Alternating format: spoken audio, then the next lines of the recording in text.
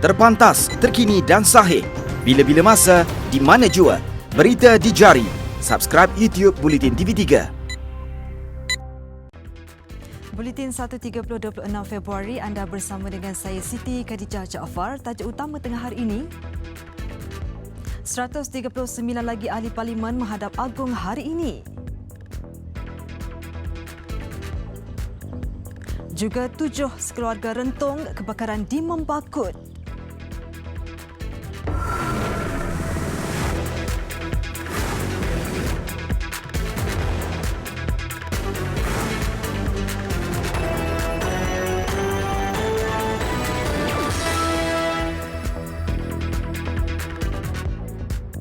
Assalamualaikum dan salam sejahtera. 139 lagi ahli parlimen menghadap Yang di-Pertuan Agong Al-Sultan Abdullah Riayatuddin Al-Mustafa Billah Shah hari ini. Sri Paduka berkenan menerima, menghadap dan mendengar sendiri pendirian 139 daripada 222 ahli Dewan Rakyat itu bagi mencari penyelesaian terbaik dalam menangani kemelut politik yang melanda negara sejak Isnin lalu. Sesi menghadap dan temu bual bersama wakil rakyat secara individu di Istana Negara itu bermula jam 10 pagi tadi dengan disaksikan Ketua Setiausaha Negara Datuk Seri Muhammad Zuki Ali.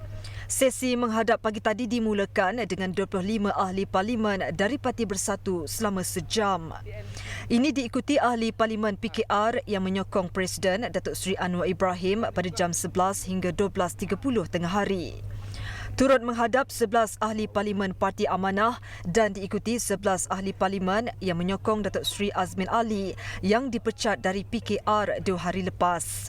Petang ini Al-Sultan Abdullah berkenan menerima menghadap 8 ahli parlimen dari Sabah dan 42 ahli parlimen di AP. Semalam Yang di-Pertuan Agong berkenan menerima menghadap 83 ahli parlimen dari UMNO, PAS dan Gabungan Parti Sarawak GPS. Isnin lepas, Tun Dr. Mahathir membuat keputusan mengejut dengan meletak jawatannya sebagai Perdana Menteri ke-7 dan pengerusi Parti Pribumi Bersatu Malaysia Bersatu. Al-Sultan Abdullah kemudian berkenan melantik Tun Dr. Mahathir sebagai Perdana Menteri interim sementara menunggu pelantikan Perdana Menteri baru selepas menerima surat penetakan jawatan itu.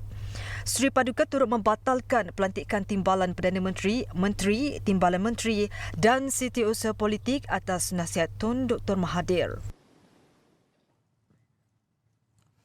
Bagi mendapatkan perkembangan baru mengenai sesi ahli parlimen yang hadir menghadap Yang di-Pertuan Agong hari ini, kita terus bersama rakan setugas wartawan Juliana Sharin di Istana Negara Kuala Lumpur.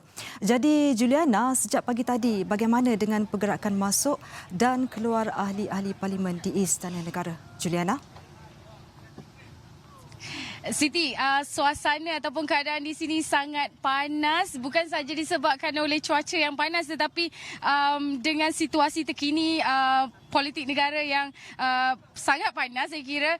Jika semalam di sini dihadiri atau dipenuhi dengan pengamal media kira-kira 200 orang, tetapi sekarang ini kami turut ditemani atau dibanjiri oleh penyokong PKR. Saya kira anggarannya adalah 100 orang, namun keadaan masih terkawal dengan adanya pihak polis yang berkawal di kawasan ini.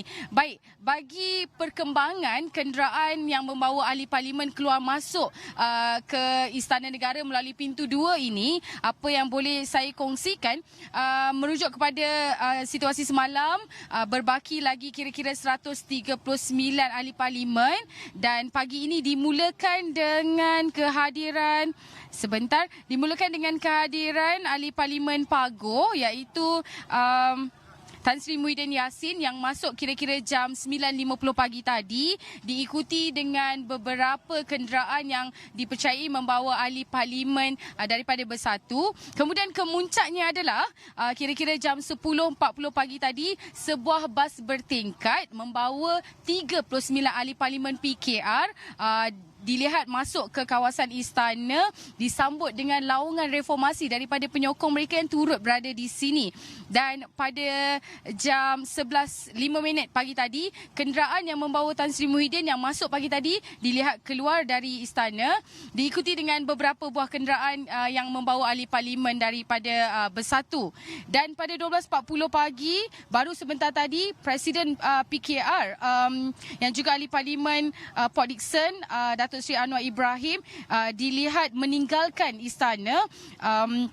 Keadaannya berasa-asa, media berebut-rebut untuk mendapatkan reaksi daripada Datuk Seri Anwar, namun gagal, malah ada yang bertolak sampai yang jatuh pun. Dan disusuli dengan bas 2 tingkat yang membawa ahli parlimen daripada PKR itu bergerak keluar daripada istana. Dan ada di antara ahli parlimen yang berada dalam bas itu menjerit ataupun berkata bahawa akan ada good news. Namun tidak dapat dipastikan apa good news yang dimaksudkan itu. Jadi setakat ini hasil kiraan media kami di sini dianggarkan lebih 50 ahli parlimen yang sudah masuk dan juga keluar. Dan ada cakap-cakap yang mengatakan Datuk Seri Azmin telah masuk ke dalam istana namun tidak melalui pintu 2 ini, namun tidak dapat saya pastikan kesahihannya dan kami di sini akan terus menanti lagi.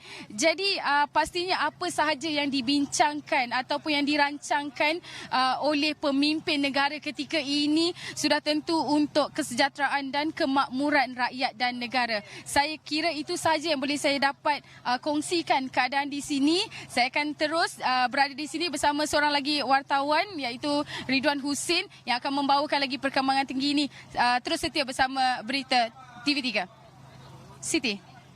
Terima kasih Juliana langsung dari Istana Negara.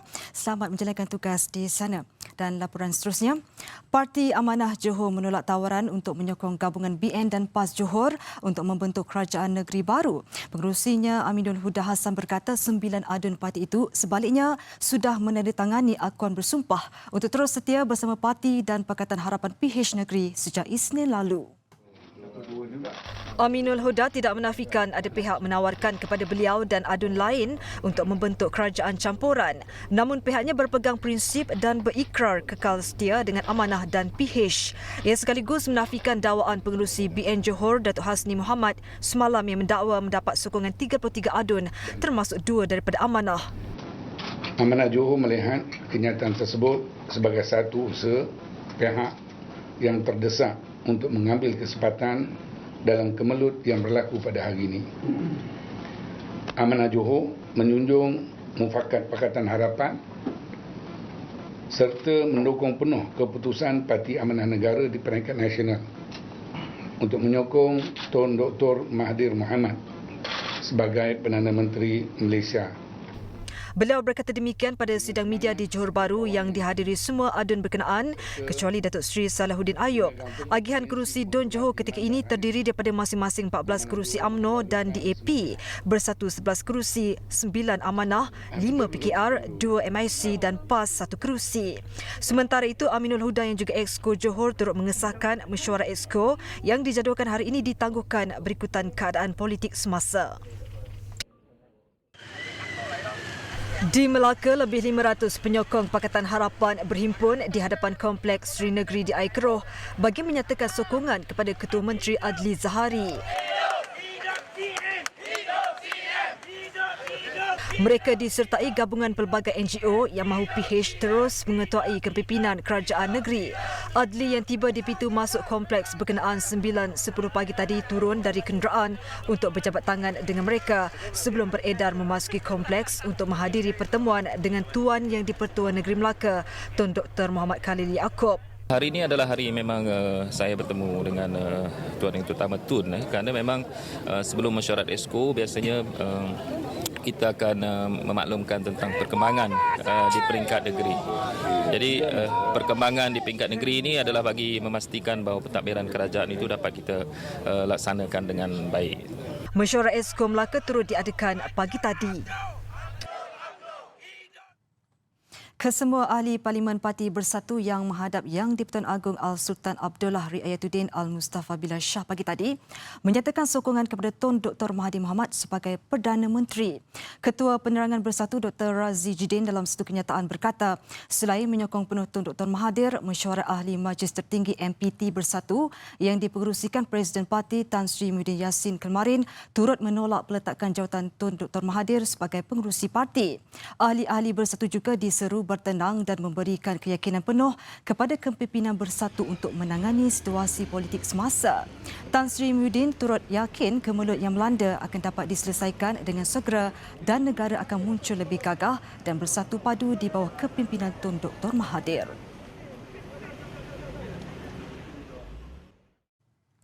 Dalam pada itu, Ketua Angkatan Bersatu Anak Muda Armada Bersatu Syed Saddiq Syed Abdul Rahman berharap polemik politik yang melanda negara akan dapat diselesaikan dengan segera.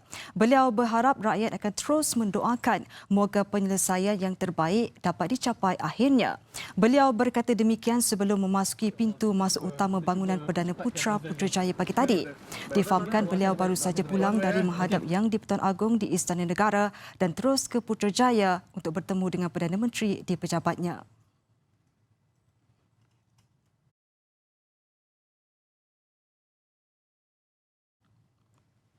Ibu bersama 6 anak maut dalam kebakaran rumah di Kampung Lampijas Membakut awal pagi tadi. Tragedi membabitkan 19 keluarga itu menyebabkan 3 mangsa cedera termasuk ketua keluarga Romel Sharif 34 tahun parah akibat melecur. Ketua Polis Daerah Beaufort Deputi Superintendent Azmi Abdul Razak berkata, mangsa yang selamat anak sulungnya Rizwan Romel 15 tahun dan anak saudaranya Rizal namun kedua-duanya cedera. Semua mangsa adalah warga asing dari Filipina dan Indonesia dan dipercayai bekerja sebagai petani. Bagaimanapun butiran lengkap semua mangsa yang sukar diperoleh kerana keadaan suami yang parah. Insiden kira-kira jam 1.16 pagi itu membabitkan 7 beranak itu terdiri daripada ibu bersama 3 anak lelaki dan 3 anak perempuan. Mangsa terkorban iaitu Nadia 25 warga Indonesia, 6 anaknya. Dikenali sebagai Sumasan Romal 2 tahun, Faisal 5, Daniel 7 tahun, 3 lagi anak perempuan Syasha 10 tahun, Aisyah 13 dan Nana 14. Semua mayat mangsa dibawa ke Hospital Beaufort untuk siasatan lanjut. Suara budak-budak makcik tak dengar, cuma makcik dengar suara minta tolong, tolong, tolong itu aja. Tapi itu api sudah, apa kata Brunei ini, merebak sudah besar. Cuma makcik hanya bilang, apakan daya aku mau menolong kamu. Api sudah besar. Makcik pun, makcik tak boleh cerita. Itu time masa tu saya telefon bomba dalam jam 1.15 lah gitu. Ya, jadi time tu saya telepon tapi terputus lagi. Jadi dorong call balik lagi. Ada minta tolong sama sinilah orang sini. Orang-orang kampung datang? Ya, ada juga lah 1-2 orang gitu datang. Yang coba padamkan? Ya, itu time kami sih ya kan. Memang tidak orang sudah masa tu. Pesawat khas misi kedua yang membawa rakyat Malaysia dan keluarga dari Wuhan, China selamat mendarat di lapangan terbang antarabangsa Kuala Lumpur jam 6.50 pagi tadi. Penerbangan AirAsia AK8265 itu berlepas dari lapangan terbang antarabangsa Tianhe, Wuhan pada jam 1.45 pagi tadi. Pesawat membawa 66 penumpang yang bermaus tautin di Wuhan dan kawasan sekelilingnya. Selain itu, pesawat juga membawa 12 kru penerbangan dan 9 wakil agensi kerajaan dari Malaysia di samping 2 pegawai kedutaan besar Malaysia di Beijing. Daripada pesawat tersebut, mereka terus dibawa ke Disaster Unit, ADU, di KLIA ini untuk menjalani proses decon dan seterusnya proses untuk diambil sampel swab sebelum dibawa ke AKAP. Mereka-mereka ini akan ditempatkan di AKAP selama 14 hari, iaitu pusat pemantauan kita di AKAP. Kita asalnya merancang berdasarkan pendaftaran terdapat 75 rakyat Malaysia yang mendaftar untuk pulang. Tetapi pagi ini, malam tadi bila kapal terbang arrive di Wuhan, dimaklumkan bahawa terdapat 9 rakyat Malaysia yang mulanya berdaftar tetapi tidak dapat kembali kerana ada seorang yang ada masalah kesihatan, ada yang membuat keputusan di saat akhir tidak berhasrat untuk pulang atas sebab-sebab tertentu. Jadi kita setakat ini kita tidak merancang untuk melaksanakan misi yang ketiga. Kejayaan misi kedua ini hasil kerjasama pelbagai agensi kerajaan termasuk Kementerian Luar Negeri, NADMA dan Kementerian Kesihatan. Hubungan baik dan kerjasama yang erat antara kerajaan Malaysia dan China juga menjadi penyumbang utama kejayaan ini. Sementara itu, semua mereka yang dibawa pulang itu kini ditempatkan di Pusat Pemantauan di Akademi Kepimpinan Pendidikan Tinggi AKAP di Bandar Enstek Nilai Negeri Sembilan. Pusat pemantauan ini diselia oleh petugas-petugas kesihatan daripada Kementerian Kesihatan. Perhubungan juga adalah terhad kepada petugas kesihatan sahaja. Selain petugas kesihatan, tidak ada perhubungan dengan pihak luar yang dibenarkan termasuk ahli keluarga.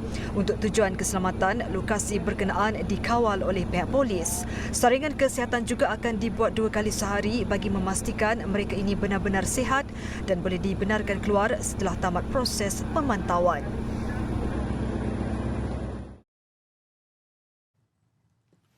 Perdana Menteri Tun Dr. Mahathir Mohamad hari ini mengadakan mesyuarat bersama dengan pegawai atasan Kementerian Kewangan di dalam sesi perbincangan mengenai pakej rangsangan ekonomi. Dalam status terbaru di laman Twitter rasmi beliau, Check It Official, Tun Dr. Mahathir berkata, inisiatif ini akan diumumkan tidak lama lagi. Sepatutnya pakej rangsangan ekonomi itu diumumkan pada 27 Februari ini sebelum berlakunya krisis politik dalam negara yang menyaksikan kerajaan Pakatan Harapan tumbang. Pakej rangsangan ekonomi untuk mengatasi kesan buruk akibat wabak COVID-19.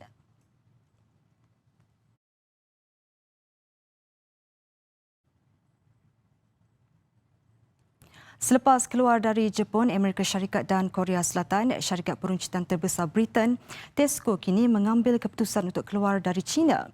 Ia menerusi jualan kepentingan kepada China Resources Holdings dengan harga 1.5 bilion ringgit yang dijangka selesai 28 Februari ini. Disember lalu, Tesco juga mula menyemak semula operasinya di Thailand dan Malaysia sejajar usaha mengundurkan diri dari visi globalnya.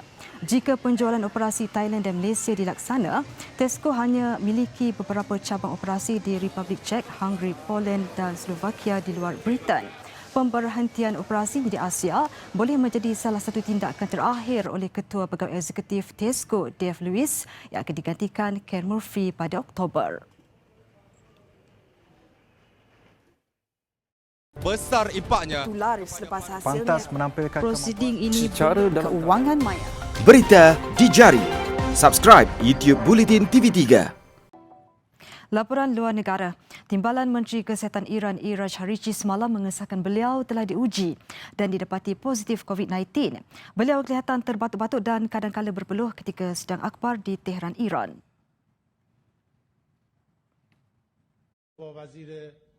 Dalam siaran video di televisyen negeri, timbalan menteri itu dengan reaksi berani mengakui beliau dijangkiti. Ujarnya sejak disahkan positif COVID-19, dia telah mengasihkan diri. Ketika ini, Harichi menafikan dakwaan bahawa 50 orang telah meninggal dunia akibat virus itu di Bandar Qom. Keyakinan beliau itu diperkuatkan dengan kenyataan beliau akan meletak jawatan jika angka itu terbukti benar. Dalam pada itu, Harichi mengingatkan rakyat negaranya agar meneruskan langkah waspada dalam mengekang penularan wabak itu di negara berkenaan. Semalam, Iran mengesahkan 3 lagi kematian dan 34 jangkitan terbaru, menjadikan angka kematian keseluruhan di negara itu kepada 15 dan jangkitan sebanyak 95.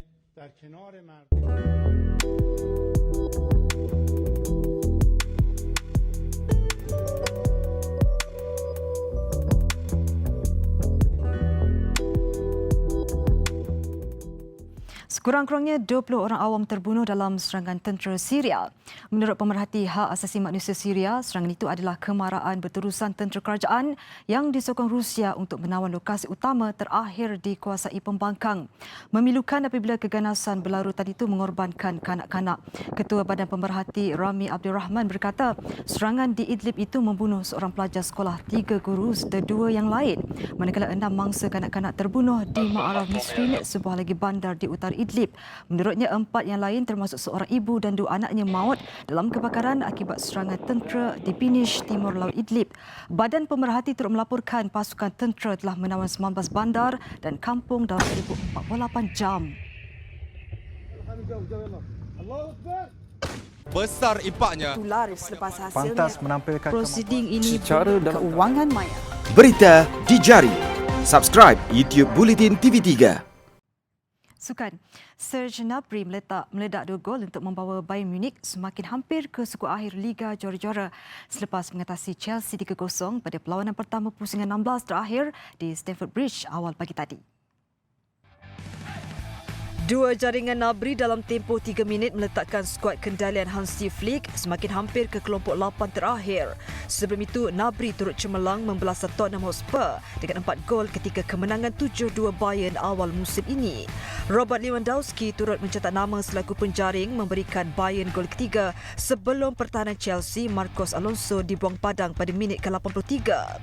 Chelsea kini perlu mencari satu lagi keajaiban di Munich pada perlawanan kedua 18 Mac ini untuk menukar defisit di Allianz Arena, venue yang menyaksikan mereka menewaskan klub Jerman itu pada final Liga Juara-Juara 2012.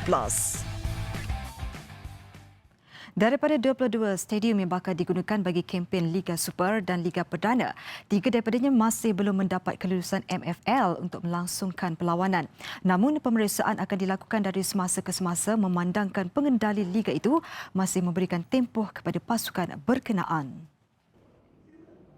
Daripada 24 pasukan yang bersaing dalam Liga Super dan Liga Perdana, 22 stadium sudah pun ditetapkan Liga Bola Sepak Malaysia MFL untuk dijadikan gelanggang perlawanan. Namun 3 stadium masih belum diberikan lampu hijau untuk digunakan untuk aksi Liga yang bakal bermula 5 hari sahaja lagi.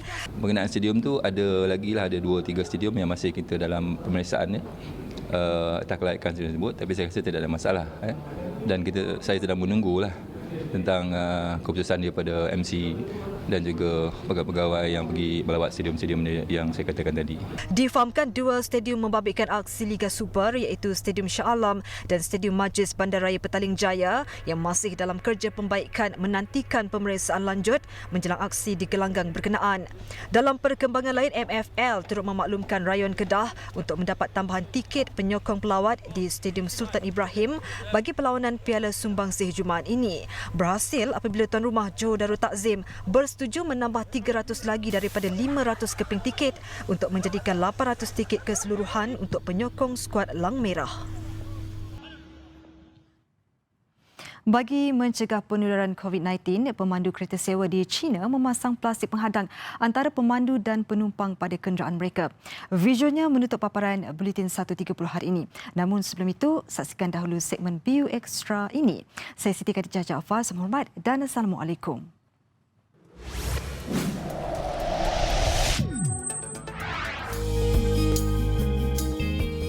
Untuk membantu meningkatkan kualiti kesihatan pada tahap optimum, Platinum Drink antara minuman tambahan berkualiti premium yang boleh menjadi pilihan. Platinum Drink boleh membantu membekalkan tenaga yang berpanjangan dan menjaga kecergasan tubuh badan. Sebagai peneraju dan perintis jus kesihatan yang diyakini, Platinum Drink mendapat penganugerahan dari Super Brands Malaysia, satu pengiktirafan kualiti produk yang terbaik. Platinum Drink formulasi tanpa gula menjadikan ia sebagai minuman tambahan yang sesuai diamalkan oleh semua lapisan masyarakat. Pengambilan Platinum Drink dapat membantu memberi tenaga tambahan dan meningkatkan mutu, tahap serta taraf kesihatan seseorang. Sehingga hari ini, ramai yang telah mengamalkan Platinum Drink mendapat manfaat serta maklum balas yang baik daripada pengambilannya secara teratur.